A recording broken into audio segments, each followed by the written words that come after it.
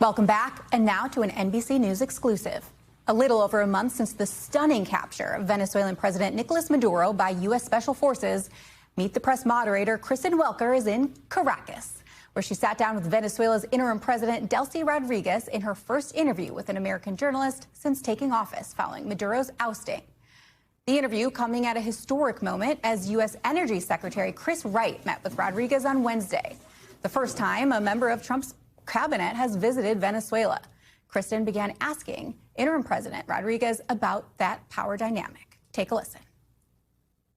Who is in charge here in Venezuela? Are you in charge, or is President Trump in charge? Bueno, yo estoy encargada de la presidencia. Well, I can tell you I am in charge of the presidency of Venezuela, as it's stated clearly in the Constitution of Venezuela. And from the amount of work that I have, from how busy I am, I can tell you it's very, very hard work, and we're doing it completely day by day. Are you taking direction from President Trump? Mira, he conversado en 2 oportunidades por teléfono con el presidente Trump. He tenido contacto. So I can tell you I have had 2 phone calls with President Trump and many more with Secretary Rubio.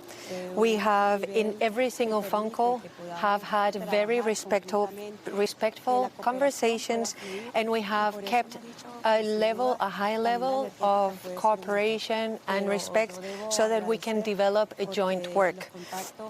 And I must really be grateful for this level of cooperation and what we're going to build together. And obviously, President Nicolas Maduro is in the United States. He's being detained there. Do you see Nicolas Maduro as the legitimate leader of Venezuela? Sí, sin duda alguna. Es el presidente legítimo de Venezuela y... So yes, I can tell you that President Nicolas Maduro is the legitimate president. I will tell you this as a lawyer that I am.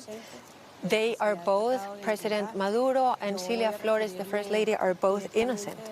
We have, and I will refer right now to the DEA reports that have repeatedly stated that Venezuela is not a relevant in the drug traffic towards the United States. En materia de droga establece de igual manera que Venezuela no es relevante. We have also 27 reports from the United Nations stating that Venezuela is not a relevant country when it comes to drug trafficking towards the United States. We know that less than 5% of drugs go through the north of the Caribbean, and that 70% come from the equator. Que la situación se haya desarrollado de esta manera. Y creo profundamente en el diálogo diplomático. We regret immensely this situation, and I must say that I believe completely in the peace, in diplomacy of peace, and the dialogue of, diplomacy and political dialogue. I do not believe that the diplomacy of the microphones should be used as a communicating channel. Does that in any way make it more difficult for you to work with the Trump administration, that difference in perspective? No es para nada difícil hacer el trabajo. Por eso he dicho... Not at all. I don't find this a hard work to do. I truly, as I said before, I truly believe that diplomatic dialogue is the way forward. Diplomático, político, en este momento energético, permitirá... We believe that political, diplomatical, and also the dialogue of energy is a channel that will crush all fake news. We know, and I know personally, that President Trump has also suffered about, with regards to fake news. Muchas veces vemos poca claridad y veracidad en lo que se dice sobre Venezuela. Hay muchos extranjeros que llegan a Venezuela. We salute, actually, the fact that NBC is right here with us, seeing and experiencing Venezuela and seeing what the reality of the country is. It has happened to us, and we know foreigners who come to Venezuela, who travel, move around the city, and are surprised about the state of the city, of the country, the development. And this, for us, is very important.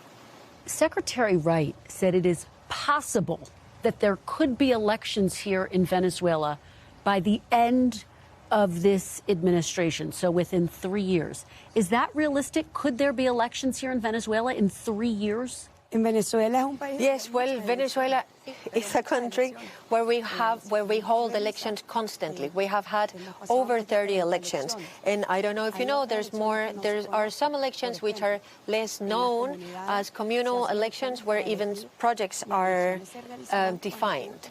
Also, we will have elections in this country, fair and free, of course, as stated in the Constitution.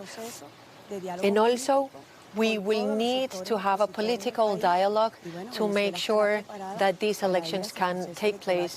Y decía que el diálogo político marcará los tiempos. El diálogo político con los sectores de la oposición. And I have to tell you, the time frame for the elections will be marked and decided by the political dialogue in this country. And we know that we will have elections where Venezuelans will feel completely identified with the elections and the process. Final question. Maria Corina Machado says she wants to return to Venezuela. Will you make sure she can return here safely and even run for president if she wants to? Mira, sobre su vida, nosotros no entendemos por qué muchas veces se hacen. So with regards to her life, we do not understand why there is such a fuss about it.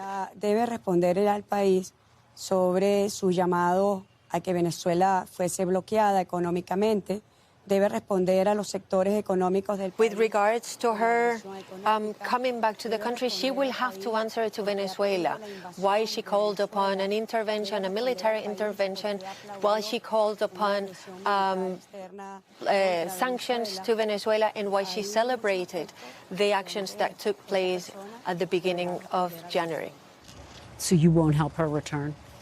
It is not something that is up to me. And here's more now from Kristen in Caracas. Mel, it's good to be with you. The weight of this history-making moment palpable as Energy Secretary Chris Wright met with interim President Delcy Rodríguez, the highest-ranking official to hold talks here in Venezuela. Secretary Wright saying this is a part of building a bridge to Venezuela and also a part of rebuilding the crumbling energy infrastructure and economy here in this country. It was notable.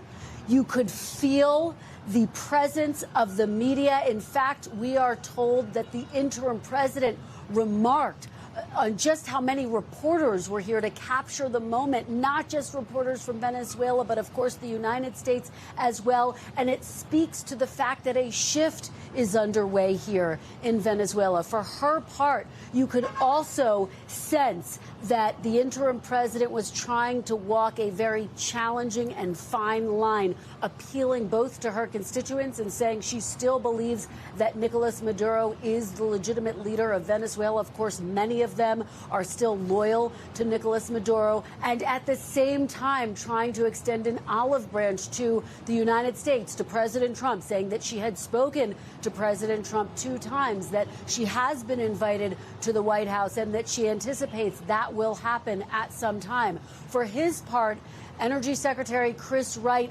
trying to strike an optimistic note, but looming large over all of this. Can both sides trust each other? I pressed the Energy Secretary on that point. President Trump called Nicolas Maduro a, quote, illegitimate dictator. The interim president, Delcy Rodríguez, was his number 2. Do you trust interim President Delcy Rodríguez? Ronald Reagan, trust but verify, trust but verify. We've been dealing with Delcy for 5 weeks now. It's been an amazing cooperation. She's delivered information. Everything we know so far has turned out to be true. She's made enormous positive changes, including already changing the hydrocarbon law in the country in the first few weeks. So I would say that cooperation's off to a tremendous start. You already feel it as you walk the streets of Caracas today, that after so many years going the wrong direction, things are going the right direction. I think it's the start of a long and very fruitful cooperation for Venezuelans. But President Trump's been very clear. He sees the United States' role as overseeing what happens in Venezuela. How long should Americans expect that role to continue? Years? Longer than a decade? No. I think that'll be concluded during this administration. But yeah, that's I think you will see this operation concluded during this administration, and I think we will see just a dramatically different Venezuela then. By the time this administration leaves, oil production will be up 50 to 100%. Natural gas production will probably be at least doubled. Venezuelans will get electricity not just a few hours a day, but most hours of the day.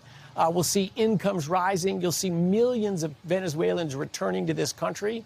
And you'll see this northern part of South America, again, a prosperous, peaceful, American allied region of the world. A few other sticking points. Political prisoners. The administration wants Venezuela to release all of its political prisoners, still holding more than 600. I asked the interim president if she commits to doing that. She chose her words very carefully, saying that she will release those who are not guilty of crimes. So really trying again to walk that very fine line. And then on the broader point, can she commit to free and fair elections? She said, yes, she will, in fact, commit to free and fair elections, but only once certain conditions are met. And she noted that she wants to see sanctions lifted first. She would not commit to a timeline, which was a stark difference from Energy Secretary Chris Wright, who said he anticipates there could be elections here within the next 3 years. Mel, back to you. We thank you for watching, and remember, stay updated on breaking news and top stories on the NBC News app or watch live on our YouTube channel.